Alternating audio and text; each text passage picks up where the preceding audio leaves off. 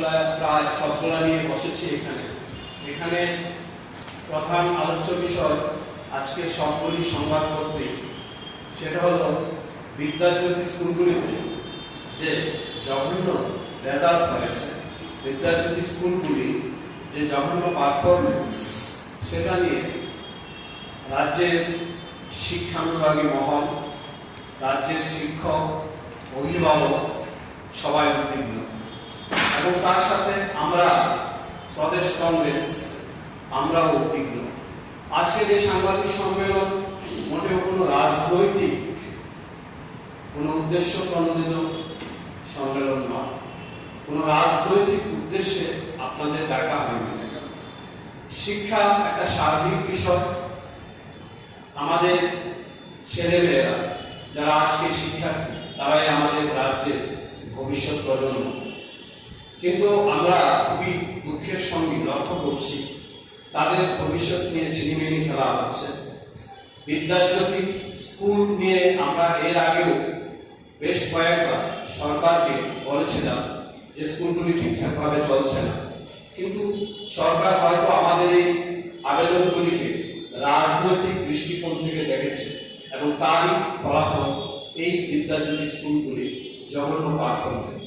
কি পারফরমেন্স অনেকেই জেনে গেছেন, তারপরেও আমরা বলছি যে বিদ্যাজ্যোতি স্কুলগুলি যেগুলিকে সিবিএসসির আওতায় নিয়ে এনে একটা বিশেষ প্রকল্প চালু করেছিল সরকার, হয়তো কোনো ভালো উদ্দেশ্য নিয়ে, কিন্তু আমরা পাশাপাশিও দেখতে পাই এগুলির সঙ্গে কিছু ব্যবসায়িক উদ্দেশ্য এগুলির সঙ্গে যোগ হয়ে যায়, রাজনৈতিক উদ্দেশ্য যোগ হয়ে যায় এবং রাজনৈতিক বিজ্ঞাপনের একটা অংশ হিসেবে বিদ্যাজ্যোতিগুলিকে নেওয়া হয়।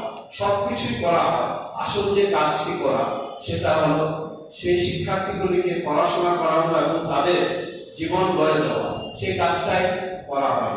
করা যে হয়নি তার প্রধান যে প্রমাণ সেটা আমরা গতকালকে পেয়েছি।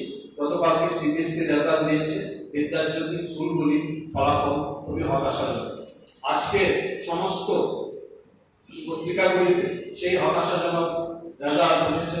আমরা দেখেছি 100 জনের মধ্যে 40 জন ছাত্রছাত্রী গড়ে ফেল করেছে, যেখানে বিদ্যাজ্যোতি স্কুলগুলিকে এই প্রকল্পের আওতাধীন করা হয়েছিল।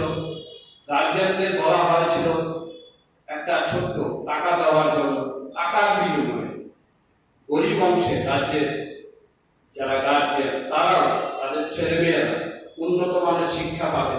যেরকম উন্নত মানের শিক্ষা অভিজাত প্রাইভেট স্কুলগুলি দেয়, সেরকম শিক্ষা দেবে এই প্রতিশ্রুতি দিয়ে আমাদের রাজ্যের অভিভাবকদের, সাধারণ ঘরে অভিভাবকদের কাছ থেকে টাকা আদায় করা হয়। এবং এই টাকা আদায় করাটা যে রাইট টু এডুকেশনের এগেইনস্টে যাওয়া, সেটা আপনারা সবাই জানেন। কারণ রাইট টু এডুকেশন বিল যেটা পাস হয়েছিল 2009, সেখানে স্পষ্টই বলা হয়েছিল 1 থেকে 14 বছর বয়স্ক ছেলেমেয়েরা ফ্রি এডুকেশন পাবে।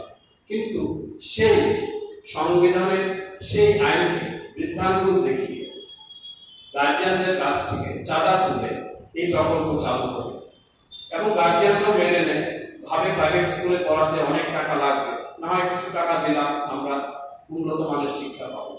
কি সেই উন্নত মানের শিক্ষা?